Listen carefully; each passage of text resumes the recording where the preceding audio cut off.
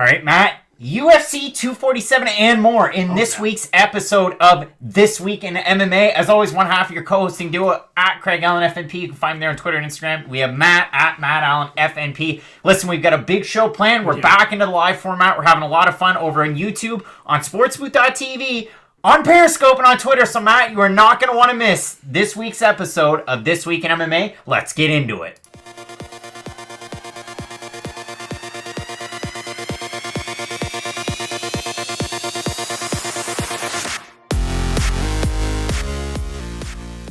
All right, Matt, big week of MMA that we had last weekend. We had UFC Raleigh. We had Bellator 238. We also have UFC 247 coming up, Matt. We're going to preview that. We're going to get into the Twitter purge today. We are going to get into your questions, whether they're on Periscope, whether they are on YouTube. Turn it up. MMA says, what's up? Listen, man, we are having a great time. If you want to support the show, we also have the super chat open. If you want that chat to pop up quicker, we will focus on those for sure. And we'll also focus in on your questions. If you want to toss any of those into the chat, do so now. Best part of the show for us is covering the questions. We have a lot to cover in the Twitter purge. Matt, there's a lot of different things that we could talk about to start the show. And Matt, where should we start? Where would you like to start? I mean, we had UFC Raleigh, like I said. We had a great main event. We had a great Bellator card as well. In your opinion, who won the weekend out of UFC and Bellator?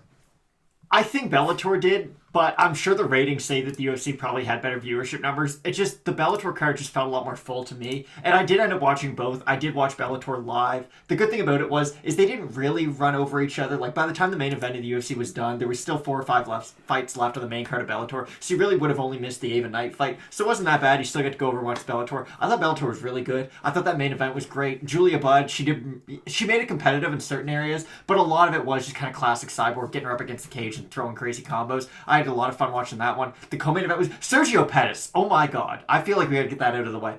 Sergio Pettis I thought would do really well. I didn't think he'd go out there and darn near kill a man. Like, he knocked a guy out and choked him out in like 15 seconds. And it was a horrible late stoppage because he basically knocked him out, kept on hitting him, and the guy was like out. It was just the way his arm was. He was sort of holding himself up a little bit. And then Sergio just kind of like went around, pulled guillotine. It was amazing. I mean, it was hard to watch, to be honest, but it was a great finish. Really happy for him. I feel like hopefully he can kind of get away from his brother's shadow going to Bellator, because he is one of the better fighters all of a sudden. So yeah, I thought it was a great card. Aaron Pico got back on track. That was really nice to see. Raymond Daniels, you need to calm down, young man.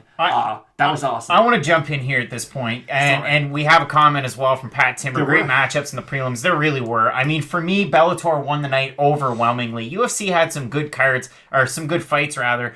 I did say it, though. If you look at the UFC card and you want to talk about it, yeah, there's some good fights, but who's going to remember the decision win of Montel Jackson over Felipe Claris? 2 years from now, you're going to be talking about the time that Aaron Pico knocked out Daniel Carey. You're going to be talking about some of the other prelims on that card. The time that, Emily King submitted Ava Knight. Whereas on the UFC card, who's going to remember the time Justine Kish beat Lucia Pudzilova in Raleigh, North Carolina on the prelims? Now, here's one thing. I may have said that RDA beating Michael Chiesa was my lock of the week, like I can guarantee it. Sorry, I didn't know Michael Chiesa looked like a freaking light heavyweight. Like, he looked massive. Shout out to Michael Chiesa. He looked amazing. Weighed in at 188 the night of the fight. Yeah, like, he's the fact that he could make 155, I know he missed weight in his last fight down there, but just the fact that he ever made that weight during his life is absurd. He looked phenomenal. I really did like the whole call-out thing, too. I know a lot of people were like, oh, we should take an advantage of it, but, like, you had a call-out, you had a name in mind. That's what the UFC needs. They need you to be exciting, win fights, and have a call-out. Not even just a call-out, but just have, like, a trajectory for your career. Mike Chiesa went out there, dominated the number 5 guy in the world, looked really, really good throughout the whole fight, and then called his shot against the former number 1 contender. So if you're trying to work your way up the rankings, that's all you have to do. Call out the big fish. Hopefully you get them. And I'd really like to see him get that fight. I don't know if he beats Covington, but just the fact that he kind of had that all set up going into it, I thought that was really smart by him. Yeah, and I mean, a wonderful win there. And it's great to always have a name because you set yourself up quite well. It'll be very interesting to see if that matchup's being made. And you see with Colby Covington in the gym, on Instagram, on Twitter, the guy's lifting heavy weights. He's back into it, and he's already trash talking again, so the jaw must be fine. I know they played it up that he broke his jaw, but they played it up a little bit more than the real true extent of the injury. But very interesting there. A good card overall, and I'd like to hear what you're thinking, whether you're over on Periscope, whether you're here on YouTube hanging out with us. I see SM Cornerman. I saw at SFLC Podcast with Mike Heck. And you can find us. We're all in Between the Links last night over in the Loudmouth MMA Podcast Network. One of the best episodes of Between the Links so far. We had Dan Tom from MMA Junkie on there last night, so it was pretty cool. And Dan really fits in well with the cast of characters there. So great show there. But yeah, if we focus back on the weekend, just before we get into the Twitter purge, let's look up and down that card quick so we don't have to do a full review. Just real quick, one of the highlights of the weekend, I can't remember the last time Bisping and DC did color together. Oh my god, they were great. Like, yeah. Because they both know the sport so well, but they're both pretty goofy, so they didn't take it all that serious. That's probably Joe Rogan. Like, he's kind of got his trademark things that he always really focuses on. Like, when a guy moves up in weight, he always says, oh, they look so good. Like, he really wants to push that narrative. He's always got a few things he focuses on. But Bisping and DC, they had, like, the Joe Rogan DC thing where they just kind of have fun together. But both guys being so knowledgeable about it, I thought it was a great team up, and hopefully they do that down in the future. And hey, a shout out to Brendan Fitzgerald does a pretty darn good job, and they rib him hard, and he takes it. So a good job by all. Luckily, no garbage was pelted, and Brendan didn't have to go into the table. I really like those three guys together, so we could get that in the future. And it's not like I don't like Paul Feld or Dominic Cruz. It's just those three, they seem to fit together really well, and it's really entertaining as the viewer. So hopefully they can, start doing that. We'll have a quick run through the UFC's card. We'll get to the chat very quickly, but to kick off the night, Landwehr and Herbert Burns. A lot of people were upset at Landwehr at the weigh-ins. They didn't like how brash he was. He came out and he almost kind of, he's blinded by the lights. He looked like Cowboy Cerrone against McGregor. It was just kind of shock and awe, and nothing really happened. Whereas Herbert Burns rolls in. He put him into a Darce in about 3 seconds, held it for 2 minutes, rolling then knocked around, out the knee. holding him into it, and then the knee. And, a lot of people complained, ourselves included. We both picked Nate Landwehr to win, but Herbert Burns, great power, great jiu-jitsu abilities. The thing that we said, and it did ring true, was the fact that if he can bring everything together, he'll put together a great performance, and look what he did, and he looked wonderful in that fight. It was the same thing we said, it seems like he's ahead of schedule, and that's a really bad, that's terrible for everyone else in the division. If he can fit together his striking and his grappling together, it's going to be a monster to deal with, so really a good guy to look out to going forward. Another finish, you had Brett Johns and Tony Gravely. It was the fight of the night. It was an awesome fight. It was a great fight. Really... Yeah, Tony Gravely lost, but you don't really lose a ton of stock losing a fight like that. It was very competitive, but for Brett Johns, wow, what a win. He really pulled it together. Yeah, a lot of people, when they think Brett Johns, they think of the calf slicer against Joe Soto, and how can you really recreate that? But he takes a lot of time off, and he comes out here. His striking was really crisp. He won in some of the grappling exchanges. He lost in some of the wrestling aspects, but a great performance overall by the Pikey. And with Brett Johns, should we really be surprised? His losses are to Aljamain Sterling and Pedro Munoz, and those two guys fought each other and put on a great performance. But, yeah, he lost to the number one contender, the deserved number one contender, and then another top 5 guy. So no shame in that. Hopefully he can get his career back on track, because I feel like he is a top 15 talent. It's just due to the inactivity, and of course those 2 losses kind of dropped him out of the public's view, but hopefully he can fit together more wins, be a little bit more active, and get right back up into that top 15, because he does belong there. And Pat Timber saying, Montel Jackson's hands are largest in MMA, which they are some big, and also Gilbert Burns beat his brother into a champion. Why couldn't Matt Serra do that to his brother? And why couldn't I do that to Matt? Why couldn't he be better at this? Sarah McMahon, Lena Landsberg. Wow, we had both picked Lena Landsberg to win. There are all sorts of ways she could do it. Sarah McMahon with the time off, working with Team Alpha Male. Holy crow, did she look good. She looked great, especially for late 30s. I know Lena Landsberg, there's a bit of parity in the division that you have to consider, but based on the time off, Sarah McMahon did look really good. She did, but she fought an opponent who didn't give her any resistance. That's the only problem. It's not really a fight till you face resistance, and I do think that that's true. You learn a lot more from someone if they did get dropped and then had to come back, or if they faced anything. Lena Landsberg just got taken down constantly. I do think we should give credit to the performance Sarah McMahon put on, especially for her being out for so long, but it's not really like she fought a game opponent. The opponent just kind of laid there. She didn't get back up to her feet at all. Every time McMahon took her down, it was just kind of a given that it was going to stay down. So they don't want to take anything away from McMahon, because she went out there and did what she was supposed to do. But I don't think that we can tell a lot moving forward, because Sarah McMahon really just did all the things that we know her for. And we're going to rip through some of the other fights. Jackson, Kish, Arnold Allen did look pretty good. He was very composed, very tactical. You saw Nick Lund's face at the end of the fight, the fact that he cut his cornea in 2 different spots. He's got a patch over his eye. Hopefully he can heal up, but Arnold Allen did look pretty good in that fight. He was supposed to fight Josh Emmett tonight, though, and if I'm an Arnold Allen fan, I'm kind of glad he didn't. He gets hit too much. That's my problem. Like, he's extremely skilled, one of the more well-rounded guys in the division, but he doesn't move his head all that well. And fighting a guy like Nick Lynch, you can kind of get away with that. But if you're fighting, like, the Yair Rodriguez, the Josh Emmets, you know, like, even Shane Burgos, Calvin Kattar, like, guys who have real power can put you down. I know Arnold Allen's on a big win streak, but I'm pretty sure all except for 2 are by decision. Yeah. So he's going to need to sort of implementing a few more finishes. And it's not like his fights are boring that are going decision. It's just once you start fighting those upper echelon guys, like the Korean Zombie's not looking to outpoint you for 15 minutes. He's just looking for the next opportunity to put you away. And Arnold Allen's going to have to really be careful moving forward. But he's a really good young talent, and hopefully he can improve going forward. 100%. The next fight kicking off the main card, Bavon Lewis looked good against Daquan Townsend. Daquan Townsend's corner was yelling at him to get things going, and it just didn't happen. Jamal Hill, rather, kicking off the main card. He looked great against Darko Stozic. We talked about the length. He employed that. Darko Stozic had moments. He looked better than he has in the last few. And yes, in the Kennedy and Shukwu fight, yeah, he did quite well in that fight. The thing that killed him was those strikes to the groin. Angie Hill beating Hannah Cipher. She actually did look really good in Hannah that fight. Cipher's looked off. Again, it's one of those cases where it's not that she looked great, it's just her opponent didn't look all that great. In your next fight, Alex Perez did look great against Jordan Espinoza, Chiesa, and then the Curtis Blades win. And we'll get into that Curtis Blades fight a little bit later on. We switch gears over into Bellator, just quickly rattling off some of those Kind names. of went off in my predictions here, I just want to say. Yeah, Matt went what? 9 for 10. 9 for 10. Anthony Taylor did look good against Chris Avila. Curtis Millender looked all right against Moses People Marietta. are calling for him to fight MVP.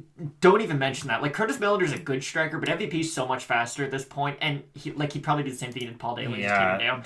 We don't need to see that fight. JJ Wilson moves to 5-0. He did look really good against Mario Navarro. AJ Agazarm, yeah, he submitted Adel Tamimi in the 3rd round, but again, he didn't look good until he did. And yeah, I'm not trying to talk in riddles, but I think that does make sense. He looked terrible until kind of that finishing sequence. And I took Al Tamimi in that fight to win, and yeah, he did actually have Chris Pratt in his corner again, but still, it wasn't a great performance by either guy. But if you're like an AJ Agazarm stan, you gotta be a little rattled, yeah. Like, you can be a Gary Tonin stan because he's a guy who came from jiu-jitsu, but he does everything really well. AJ isn't at that point yet. He still has that world-class jiu-jitsu. If the fight goes to the ground, there's a good chance he's leaving with an arm. But he doesn't really have the tools to get the fight into his really good positions just yet. So hopefully in the future he can kind of, show up that wrestling and whatnot. But I wouldn't feed him to a striker with good wrestling defense for a long time. Yeah, for sure. And, just to continue on, the Pico fight against Kerry, he looked great. And overall, Bellator as a whole, and we'll get into it a little bit more later on in the Twitter Purge.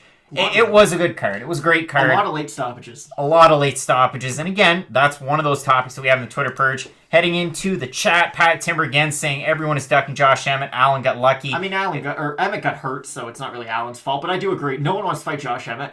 It's weird because if you take the Michael Johnson fight, until he knocked him out, he looked awful. Like, Josh Emmett's weird because he won't look good for large portions of the fight. That type of matchup would favor Arnold Allen just based on the fact that, Emmett looked bad against a volume striker until he knocked him out. Exactly. That's the thing. Like, I like Josh Emmett, and I really do think that there's a place for him in that top 10, but I never see him beating guys with really good footwork and who are really dynamic with kicks. Like, I hate giving Zabit compliments, but I feel like Zabit's skill set doesn't match up well for Josh Emmett. I feel like Yair has the same thing. Even the Korean Zombie with his speed. So Josh Emmett, I'd love to see the Arnold Allen fight get made further down the road, but I honestly don't think Josh Emmett's like a top 3 or future title challenger. And one of the other comments from Lightlord991, should TJ Dillashaw get a title shot when he comes back? I have something here. So I've got all the Fight Night Picks merch on. Lots of stuff popping with Fight Night Picks. I talked about Live with MMA. Finally announced the debut with MMA on Point. So you can check out my first video with them, which was 10 fights that, just dissolved, didn't happen. UFC Zuffa, the booking just did not work out. Talked a lot about some interesting ones. My first one was actually Josh Crispy against Jose Aldo. I was supposed to see Josh Crispy compete next week in Maine, but that fight fell apart. Manny Bermuda is actually going to be fighting Bruce Boynton. You can find that coverage with Fight Night Picks. Point being, long-winded, there's a lot of stuff going on with On Point MMA, and for my next video, not that I'm going to ruin it, but I want to talk a little bit about TJ Dillashaw getting a title shot. This is a guy that came into MMA, head of steam. You look at the losses, there's a couple here and there, but like the last few, Dominic Cruz and Henry Cejudo at 35 and 25, and then a Sunsao before that. Sunsao's good. He's they're all world-class guys. Yeah, he's stuck around the top 10 10, top 5 for a long time. Dominic Cruz is somebody that a lot of people, in their own mind's eye, they consider him a greatest of all time bantamweight. Yeah, he's my best bantamweight. And then you look, too, at Cejudo, and right now, I mean, double champ, now he's only got the one belt, but still definitely meaningful fighters that he's faced in the past. So very interesting to see that. And should he get a title shot when he comes back?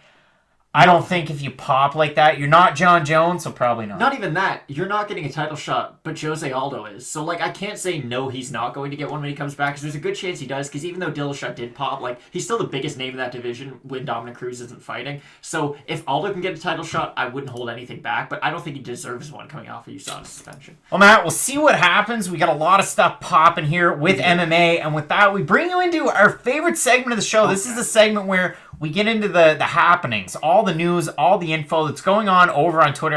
You're going to get our take, but we want to hear your take. So if you want to head into the chat, we got the super chat open. It pops up. It's a little bit brighter. We can see it. You help support the channel. You can also find the merch on the website, or you can hit us up at Craig Allen, at Matt Allen FMP. Now, Matt, let's get into my favorite segment of the show. This is the Twitter Purge. It's time for the Twitter Purge.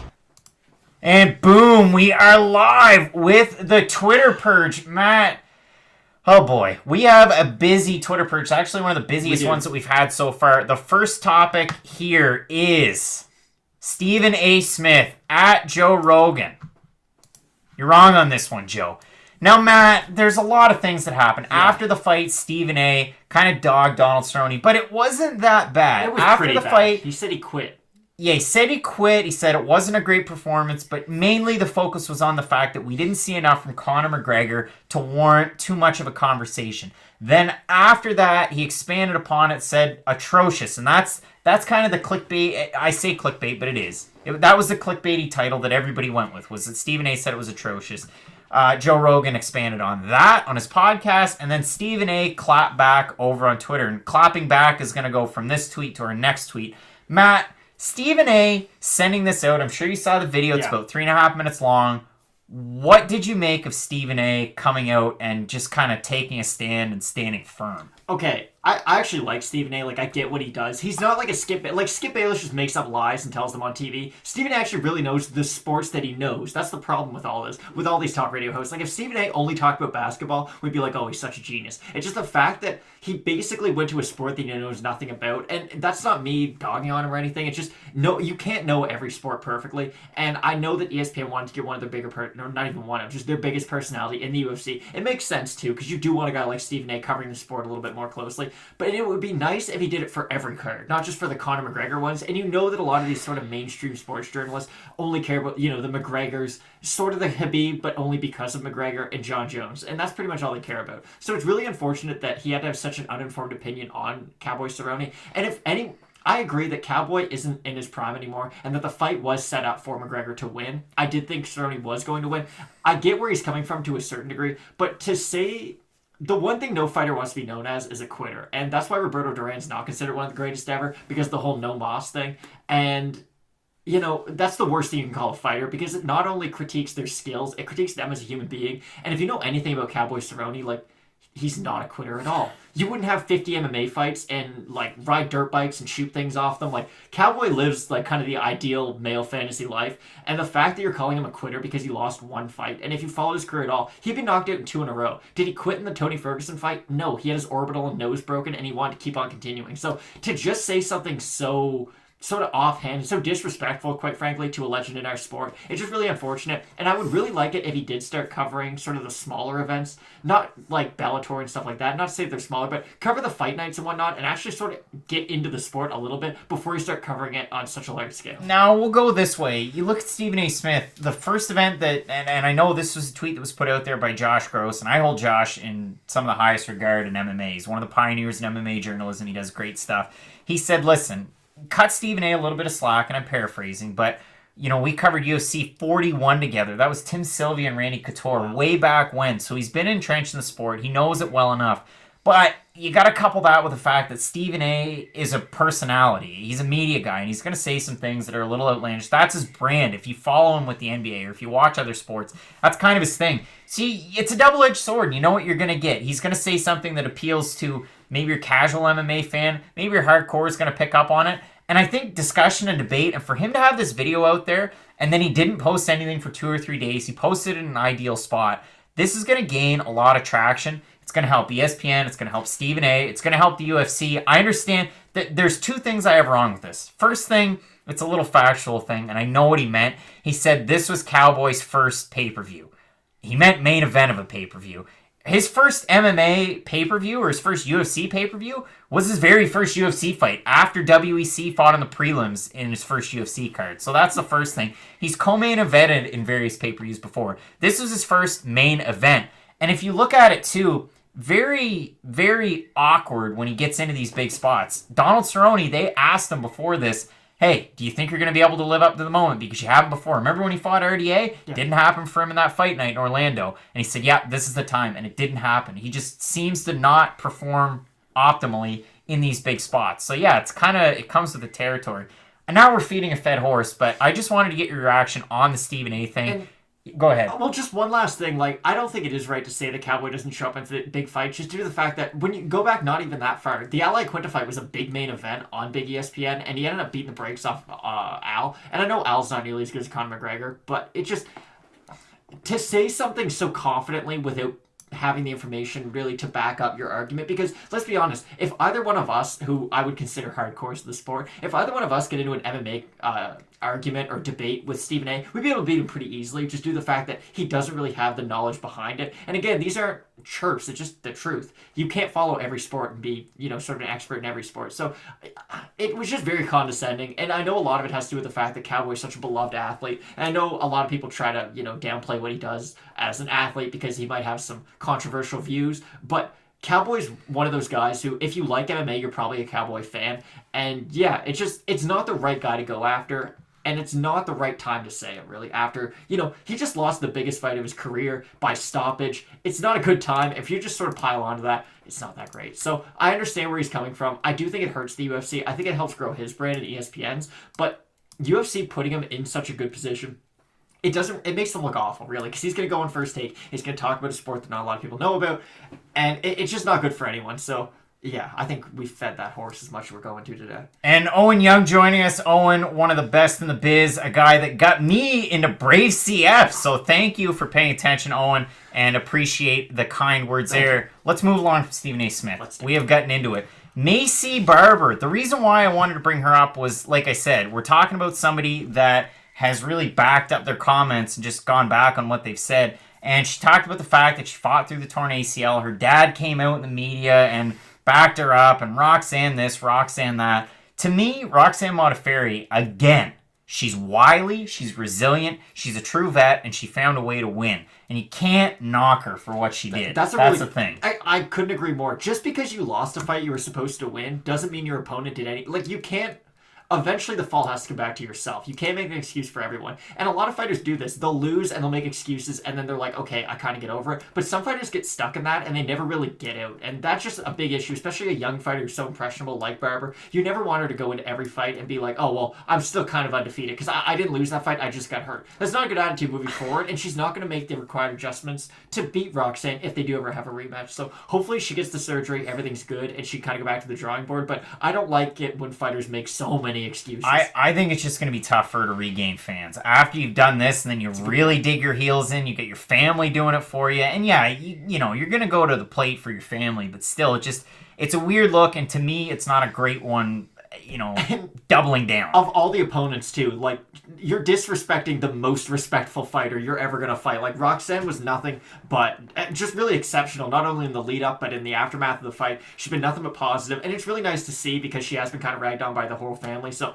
yeah, it's kind of a weird opponent to pick to go after so hard after you lost to them, but hopefully she can get out of it. She's still tremendously good and young talent, but I feel like that whole I'm going to be the youngest UFC champion thing has to stop right now. One other question I have for you, I think it's interesting. We won't dive into it too much, but do you think if this happened against Paige Vanzant, if she got that fight and lost in this fashion, would she have reacted the same way? I think she would have. I feel like she has almost not the Colby Covington gene, but that's what I'm going to call it. it's that Colby, when he lost to Kamaru, it was, I'm going to blame everyone except myself. And we haven't seen him come back from that. And I do feel like Colby, in actuality, because he is with one of the best gyms in the world, him and Mike Brown are probably sitting down figuring out, okay, these are all the things that we could have done differently. But that's not the mindset you want to have. And again, it's one of those 50-50 things. Sometimes fighters make excuses, and then they go back to the drawing board, they get better, and they come back and just murk people. But sometimes they just kind of get stuck in, okay, I'm just going to keep on making excuses, keep on training the same way, and never make any improvements. So we're going to have to kind of wait until her next fight, but it's not a thing that you'd like to see. And Stanley says Roxy is so classy. Stanley, you're very right there. Now, Matt, we will move on to a totally different subject. Today it came out, Brett Okamoto tweeting this out. It was rumored by a lot of different people. I know JHK MMA up top in the chat with Kumite TV was somebody that talked about this as well. Some cool news coming out of PFL. They're going to partner with different promotions in the UAE, Brazil, Australia, Germany, and Russia for a series of one-night tournaments. They're going to try and grab 5 different fighters from all over the place. I saw, if I'm not mistaken, it was UAE Warriors is going to be one of those promotions going to help out over in United Arab Emirates. A lot of cool stuff going on with the PFL. Matt, we talked about this. I talked about it on different platforms. The fact that PFL, maybe we only see one more season out of them because the ESPN deal runs out at the end of this coming year. They really need to make some big moves. Is this the right way to do it? I don't think it is. I feel like they're almost spreading themselves too thin at a certain point because there already are not really major promotions, but there are promotions that primarily are only in Russia, Germany, Brazil, of course, Australia, not really United Arab Emirates, but I feel like they're spreading themselves too thin. The real reason that Pride fell apart was because they couldn't secure a TV deal overseas, and it's really hard for MMA to get on TV outside of North America because it really sort of is, and I know there's athletes from all over the world, but mainly it's a North American sport. And it's just going to be tough to try to get a TV deal if it's not with you, ESPN. Yeah, the TV deal is one thing. As far as this is concerned, I think this is the right step or a step in the right direction because to me right now, PFL is just a North American thing. They're trying to follow North American sports. They're trying to follow the regular season and the seeding. They have all their events in the U.S. There's international fighters, and I mean, look, Natan Schultz won, Ali Saev won heavyweight. Yeah, there's a lot of different international fighters, but it's more of a North American, more of a U.S.-centered type of thing. I think this is a step in the right direction in acquiring talent. I think you're right, but also it feels like a Hail Mary from the PFL. Like you, well, they have to. They have to. Exactly. Like if this is what you have to do, it's cool. Like it's terrible for the athletes, and I think we've all realized that by now that one-night tournaments are the worst thing a person could ever enter. But if you're a fan of MMA, you can't tell me you're not excited for a tournament format. Kind of going back to the real roots of MMA, so it will be cool to see. I'm sure I'll watch no matter what, but it does feel like a Hail Mary. Like, okay, guys, this is gonna have to work, or we're gonna dissolve. So hopefully it works out. Wish nothing but the best, but I mean, hopefully this has turned into another World Series of Fighting where they rebrand and then they have to rebrand again afterwards if PFL doesn't work. If Tony Robbins and Kevin Hart keep pouring money into it, they can do whatever they want. We continue on with a couple of quotes that came out yesterday. Tyron Woodley admits that he blew through a lot of effing money when he was champion. Listen, it's kind of crazy to hear that because this is a guy, Ferguson, Missouri. They really rallied around that fact. Personally, I love watching Tyron Woodley fight. Go back and watch his fight against Robbie Lawler when he won the belt. Go back and watch some of the fights that he had on the come-up. They were awesome. The Wonder Boy fights were boring, no. But they were tactical. The first one was amazing. Like, we got to stop lumping the two in together. The first one fight of the night at UFC 205. Like, it was one of the better fights of that year. The second one was one of the worst fights ever. The Maia fight was one of the worst fights ever. He murked Darren Till, who didn't deserve the title shot. And Usman kind of ragdolled him. So it was a very weird title reign. I just wonder if this is something that you're just saying. I mean, he talked about the fact that he's in Thailand, he's training in the jungle. That's a good point. He's going hardcore for this fight. That's one of those things that you want to hear from a fighter. Like, he's fully entrenched in camp. He doesn't have the distractions that he would normally have around him. It's just a weird quote to have popped out of that interview with Ariel Helwani. No, you're 100% right. It's kind of funny because I texted Craig last night and I was worried he was asleep. I should not have texted him that late. But I said, did you hear what Tyron said on Ariel's? He's broke. And Craig said, I do not believe you. And then he went and looked. It's a really weird thing because of Tyron Woodley. I know he had the whole rapping career and whatnot, but he seemed like one of those guys who, outside of fighting, kind of had his stuff together. I know he had the TMZ show and he was kind of spread a little too thin. He was doing a lot of work outside the cage, but he felt like one of those guys who, okay, he's not like a John Jones. He's not one of these guys you have to worry about. They're going to fail you saw to test or hit a woman with their car or blow all their money. But it's a really weird thing to see because, again, Woodley was like, oh, I'm a family man, I'm a really good fighter, and that was pretty much all you knew about Tyron Woodley. He didn't give us that big of a scope into his life, and for him to finally say, like, yeah, no, I I didn't really tie everything into being a champ, but without the championship, I don't make the money. I don't really have the same swagger almost. It's just sort of an unfortunate thing. So hopefully this doesn't affect the Leon Edwards fight. I agree with you. I like the fact he's training in Thailand. We all know that the best welterweight in the world, yes, I said it, Douglas Lima trains there, and maybe they're doing some training together. That'd be really nice to see. But, you really hope for the best, because Tyron Woodley was such a big part of the sport for such a long time, and he's got one of the bigger fights of his career, because I think we can both agree, this Leon Edwards fight for Tyron Woodley is very much a make-or-break fight. If he loses that, he's not getting to that belt for years. If he wins it, though, he might be able to be champ, or at least fight for the belt by this time next year, so hopefully it works out well for him. I do like what you said about him training in Thailand, and it's just kind of a crazy thing to see, that's all. Yeah, so we'll see what happens there. Now, Matt, we're talking UFC. We're talking about the performances we had on the weekend. Devin Sawa, big UFC fan. Yeah. One of those guys. And Chiesa, we talked about it. The fight with Colby Covington. Is that the fight to make for Michael Chiesa? Probably not, because I think Covington beats him no matter what happens in the fight. But I love it when a fighter has a plan going into the cage. I really like how, he executes his plan perfectly, beat the brakes off RDA. It wasn't the most exciting fight, but I thought it was pretty good. He showed everything. He struck pretty well. He just got to check leg kicks. That part really bothered me. But I thought he fought a really good fight. And he did the same thing to RDA that, of course, Kamaru Usman and Colby Covington both have. But I really liked the call-out. I liked that it was short, it was sweet, it was all over social media, which is really the whole point of doing it. Yeah. So hopefully he gets what he's calling for. I don't think it's a good fight for him stylistically. No. But going into the fight, having a plan not only for the fight but for your post-fight is always a good idea, so I really enjoyed it. I think it's a good one as well. Curtis Blades says that he wants the title shot. Probably not going to happen. What's next for Curtis Blades? What do I think? Alexander Volkov. Put him in the main event of some fight night in the middle of nowhere, drop ship him, have him fight Battle of Narts with M1 Global, or have him fight Battle of the Mountains, have him fight wherever, or, and this is something that was brought up last night in Between the Legs, have him kick off a pay-per-view card where you have Daniel Cormier and Stipe, and your alternate is Curtis Blades. Do something like that. He's kind of in a weird limbo because he just had a dangerous fight, but he's the number one contender, but there's a better number one contender who's also beat him twice. There's no way they're ever doing the Francis Curtis trilogy just due to the fact that he stopped him twice. And I know Francis has to get past Rosenstrike, but he's probably going to, and they'll fight for the title. So he's in a good position. I don't really know where that position is. Yeah, he's in a weird spot. Bellator, an epic night with Bellator 238. You've got 4 of your winners there. Chris Cyborg, Darian Caldwell, Juan Archuleta in a great fight against Henry Corrales, and Sergio Pettis. Matt, listen, there's a lot of conversation about the lady in the top left-hand corner. Is she the women's GOAT? She won the 4 belts, UFC, Invicta, Bellator, and Strikeforce. To me, Amanda Nunes still is, right? Exactly. I mean, you can win all those belts, and it's cool. And she was a UFC champion, but and not to say that the UFC is always better, but for the most part, let's be honest, their level of competition is the highest. And just the fact that Amanda Nunes has beaten the other 4 women who would also have an argument to be the GOAT. She beat Miesha Tate under a round, Holly Holm under a round, Cyborg under a minute, Ronda Rousey under a minute, and Jermaine Durandamy twice.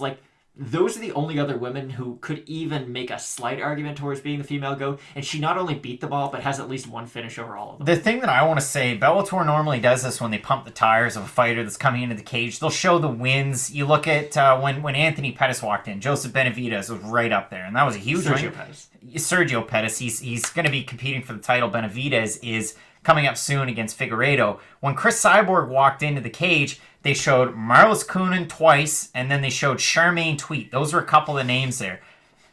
Give me something to work with. If you had Amanda Nunes there, strength of schedule a lot better, and you'd be able to list off some of those wins. And the fact that she'd have to avenge that loss to Amanda Nunes. If she won that, maybe there's a conversation, but for me, it's not much of a conversation. Great that she's got the Grand Slam of titles, but the conversation... You can say that Cyborg's the most accomplished, but if we're saying who is the best at the peak of their abilities, there's no argument that Amanda Nunes is better or isn't better than Cyborg. So I understand they do have an argument, it's just not a very good one. Yeah, and I mean, this is it here too, the tweet from Ariel Helwani, and it was a great win too for Chris Cyborg. I mean, overall, a great performance. The fact that, Julia Budd... She did what she could. She did what we thought she'd try and do. But she got in some positions where she was on bottom, and it just didn't look all that great. I need to call out her husband in her corner. I thought her corner did a terrible job, if I'm being honest. You have a fighter who's basically not panicking, but you have a fighter who's getting mauled by Chris Cyborg against the cage, and all you're doing is yelling at her, "Don't quit! don't, like, they were cheerleaders at a certain point. They were giving her no good information, and I thought it was some of the worst championship cornering I've ever seen, if I'm being honest. Like, it just wasn't good. And maybe, I know it's different for every fighter, and you have to motivate your fighter in different ways, but it didn't work after the first round. What would make you think it's going to work after the second, third, and going into the fourth round? They just spent their whole time yelling at her, and there was nothing productive whatsoever. And it's not like we saw, okay, round one, this didn't work. You gave me advice. Maybe something else will work differently in round two. She did the same thing over and over again. She did the Junior Santos, which put her back to the cage, and Cyborg just did Mortal Kombat combos on her. So it was unfortunate to see, and that was the big thing. I don't know if it stood out to you as well watching it, but that was the biggest thing that stood out to me during the main event. Yeah, I mean, we had Bellator playing along with the UFC, so it was kind of tough to keep tabs, but the whole crew that I was with, we were watching Bellator instead of the UFC.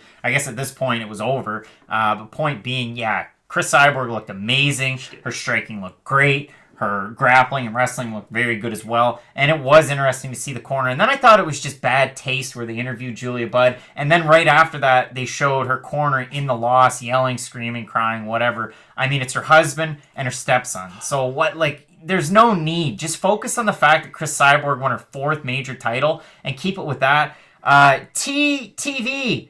That's a name I'm not going to say, but who do you think Cyborg should face next in Bellator? See, that's the question. I have a name that she's already faced, and it was in that fiver of names that they already put out there. Leslie Smith, to me, is probably the name that you go with. Who else would you have? I mean, Sinead Kavanaugh, Olga Rubin again. It just, if I don't Olga know Rubin who fights Chris Cyborg, I'm not going to watch. Like, I don't. That's the problem. This is the problem why Cyborg shouldn't have gone to Bellator. I get you on at that 4th title. The whole Grand Slam thing is really cool, but after you kind of climb that mountain, there's no one else who's even close to the peak right now. Like, she runs over everyone in the first round, not named Julia Budd. And Julia Budd in a rematch, I doubt makes it out to the second. Like, it's kind of the John Jones effect where she's so much better than everyone else in that division right now. There's not a lot of compelling matchups you can make. Leslie Smith's the only one because it's already happened before. It's lose? the rematch. Nah, she's looked good in Bellator too. That's the thing. Let's be honest. Do you see Leslie Smith making it to a decision or past the 3rd round? Probably not. But there's nobody there's nobody really else out there unless you're really just pulling names from a hat. I think Smith's the one that makes sense. They fought before. If we continue on, Matt, from Alan Murphy, listen, he's working with Aries.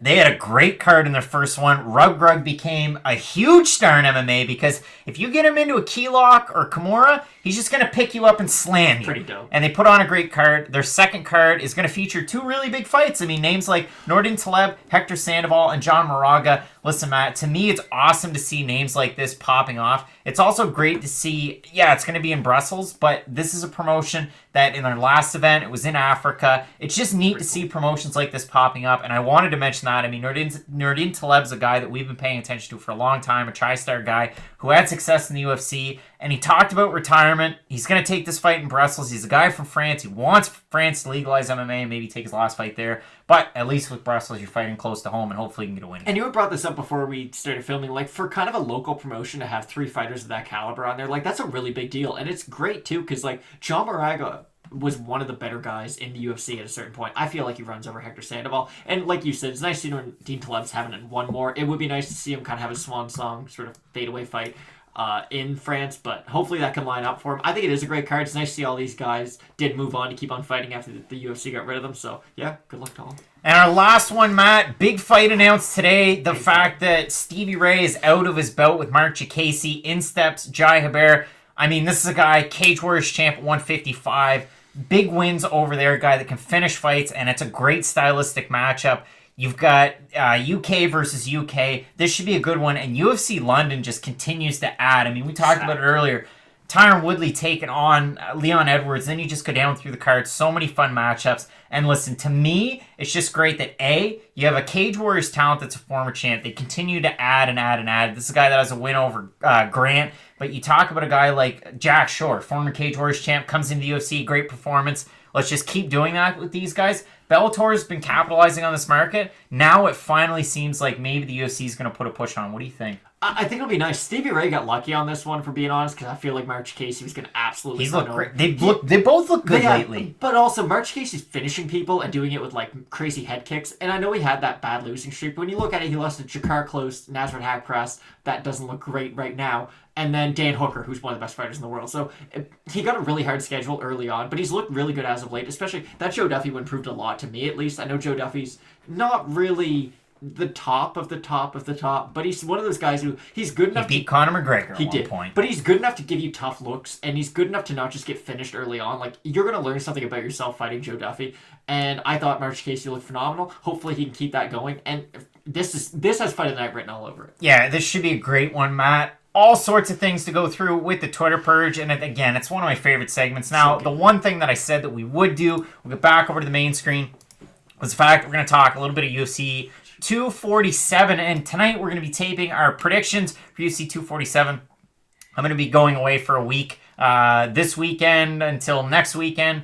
I fly back in covering NEF 42 Symphony of Destruction. There's 25 fights on the card. They have about 6 pro fights, and like I said, you got Manny Bermudez taking on a tough test in Bruce Boynton for the promotion's lightweight title. Bermudez at 155, and there's also going to be a great fight in the co-main event. Josh Harvey fighting there, another top regional talent, so you're not going to want to miss that. We're going to have live event coverage. Now, as far as UFC 247 is concerned, Owen Young, St. Herbert versus Jacasey, an absolute barn burner, great matchmaking. Could not agree with you more, and it's great to see them pulling from that local talent as well, especially going into London. But Matt, this UFC 247 card is one of the questions that we ask all the time. Okay, so 246, you had McGregor, you had Cerrone. What's our letter grade? I think we went with like a C+, if I'm guessing. C+, but the main event boosted up to like a B+. UFC 247, I'm going to say the same thing. There's fights that can be a lot of fun, but for me, letter grade wise, this isn't a great one. I want to hear from everybody in the chat. Let me know whether you're over on you're on Periscope, you're on Twitter, or you're following along on YouTube.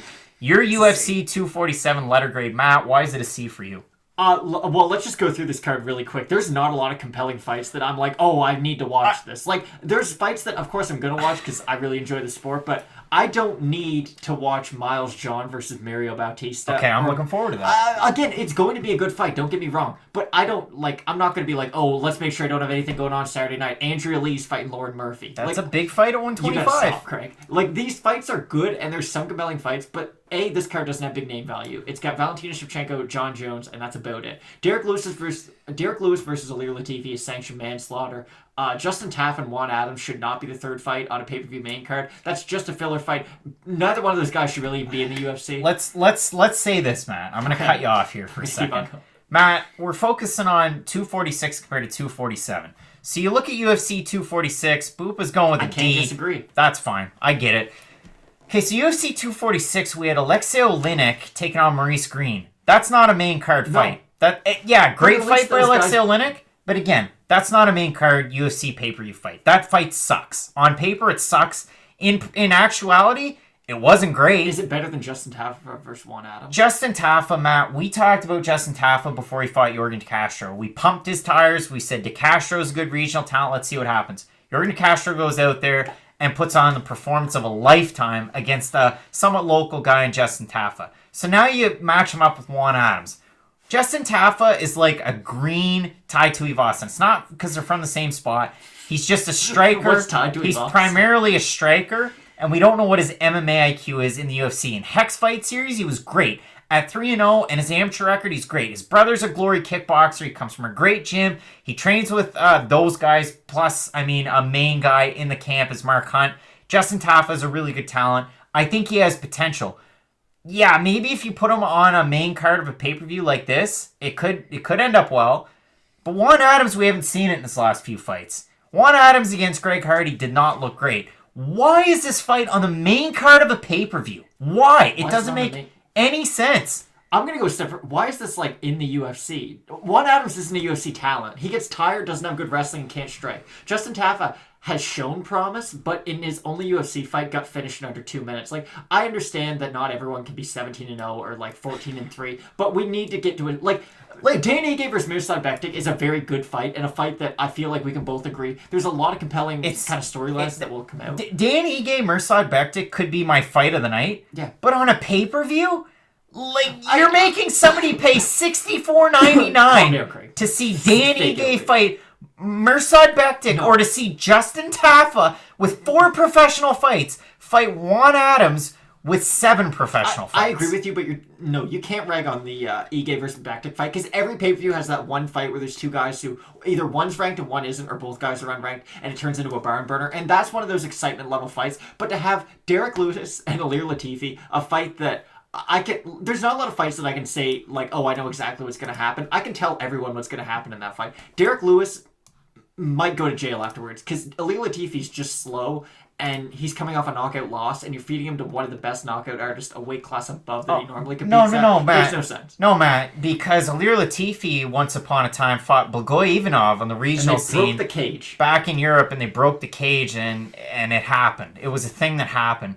This card is not good. Card. This card, if you want people to pay for it, is absolutely insane. No, Your featured prelim is Trevon Giles and Antonio Arroyo. And this is Arroyo's second fight in the UFC, and he lost against Andre Muniz in his first one, and he did not look good. And it's the guy that they bring in training to replicate Thiago Santos. You're going to put that in your featured prelim to try and sell people who maybe haven't spent $65, and then you're going to tell them, oh, but just wait, Derek Lewis is going to fight Ilir Latifi. Dan Ige, Mirsad Bektic's fun. You should watch that. But oh, by the way, after that, you're going to fall asleep because you have Justin Tafa and Juan Adams. And oh, by the way, Valentina Shevchenko and Caitlin Chu Kagan. That's going to be terrible fun. And I don't want to rag on it. Listen, we love this sport. There's a reason why we're talking about it. It's our favorite sport to cover.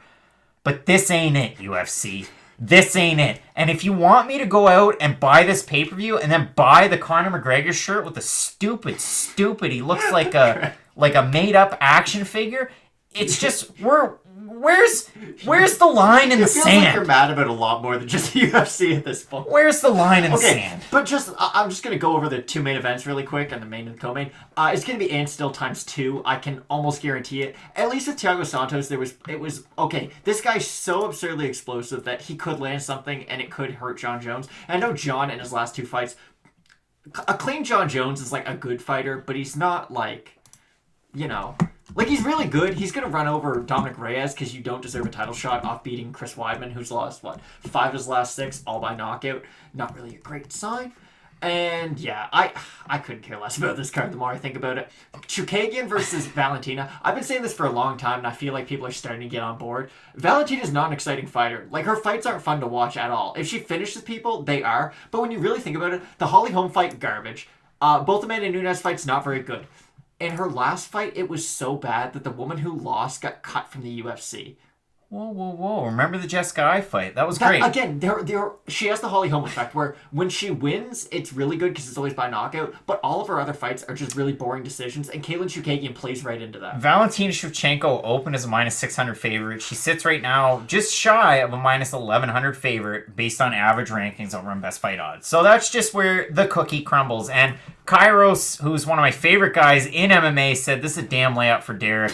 The UFC is wrong for this. Yes, they are, Kairos. And if you get a chance, go follow Kairos' work on Twitter. Did Ilir Latifi do something wrong? He lost a bet. That's what I think he lost a bet. I don't. Why you would ever say yes to this fight? And I know fighters are always I don't say no. If you actually know things, they say no all the time. I get why Derek Lewis opens a pay-per-view card in Houston, but if you're using your brain, you put that fight after Justin Tafa and Juan Adams. No, this is the only reason that I can see them doing it. You want your first fight on the pay-per-view to be an absolute barn burner. Like, that's why they put Jimmy Manuwa versus Thiago Santos. Like, that's why they have fights like that are really going to sort of cater to the casual audience and that are going to be barn burners. This is kind of going to solve that, but it also might result in the death of Ilir Latifi, so it's not a worthwhile payoff. You've already sold those tickets in Houston to the fans. I'm just telling you, this is like the only logic I could understand for why they did it. Doesn't make any sense. No. Listen, I want to thank everybody. First of all, everybody that's joined us, everybody that's tuned in, whether you're on Periscope, Twitter, you're following along on YouTube. We certainly appreciate the commentary. Matt, I said it from about the middle of the show. I missed out. The Fight Night Pick swag. I'm wearing this pink Miami Vice style Fight Night Pick shirt because, listen, I appreciate everybody that's joined us. Listen, we opened up before UFC 246. There was about 900 people on board. There's almost 1,400 people on board on YouTube now, and I'm not saying that to brag. I'm saying that to thank you out there. And the reason why I'm thanking you and the reason why I'm wearing this is because I'm going down to South Beach next week. It was already planned, and I'm going to be shooting a little bit of a promo. And then we're going to have a Fight Night Picks contest here on YouTube, Periscope, Twitter, Facebook, wherever, Instagram as well.